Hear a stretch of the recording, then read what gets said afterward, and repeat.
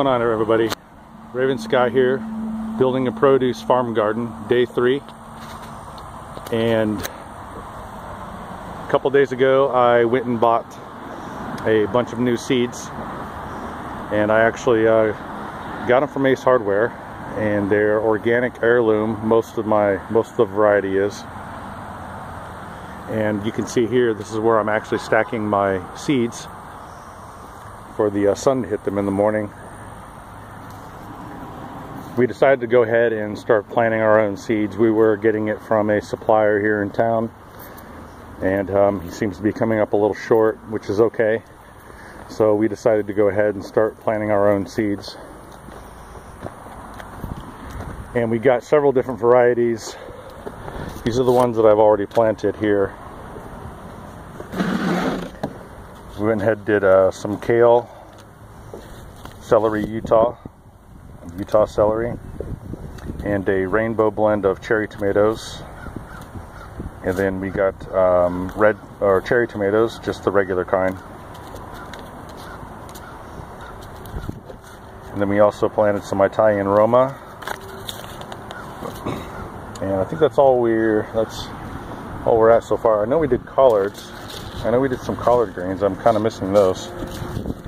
But anyways, so yeah, we've got, I'm using these little trays here, and I think we have 36 trays so far, and each one of them holds about 38 plugs. And I think my last calculation when we're sitting, well, when I get all of these done here, we'll have about 1,500 plants ready to go. And yeah, that's just kind of the update. I've been doing that for the last 2 days. Wanted to show you the plants here growing a little bit. They've actually grown quite a bit since the last video, I think. Everything's looking pretty good. I had to recalibrate my pH and EC meters this morning. It looks like I'm going to try to do that once a week. I was getting some odd numbers, which is why I started keeping track of the pH and the EC, was so I could see any variations or any changes in the in those levels, and I could make the correct adjustments when needed. So again, this is just a learning process, and I'm learning this as you guys are probably learning it at the same time. But yeah, everything looks pretty good. Excited about the progress, and our plan, we still have our plan. Oh, I just wanted to show you something else real quick.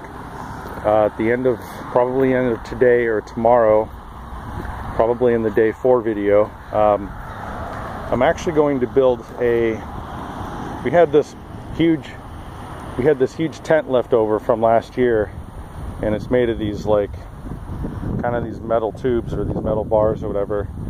And it makes a really big tent, and I think it's about 10 by 20, I think. And I'm going to start building that. I'm actually going to use these huge pieces of plastic that I've got all wrapped up also from last year's production. And I'm going to use the plastic to wrap over the tent. And these are the metal bars that go in to make the tent here.